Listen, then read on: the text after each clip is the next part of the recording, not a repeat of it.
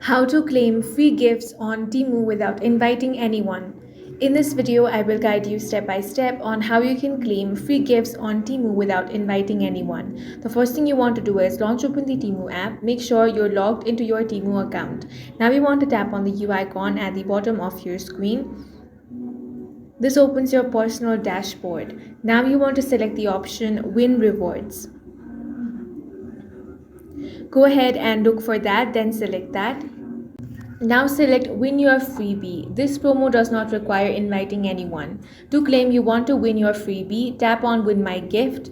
Then Temu will show you several items. Pick your free gift, then tap Pick this free gift. Now the item will be added. It will show the regular price first, but yours will be free. Continue choosing items until you're ready to redeem. Once that is done, tap on the Pick This Free Gift option. Once you have picked all the gift, then you can add or confirm your shipping address. Temu will take you to the checkout page, then complete the checkout and your gift will be 100% free. That's all for this video. If you found it useful, make sure to hit the like button and subscribe for more videos like this.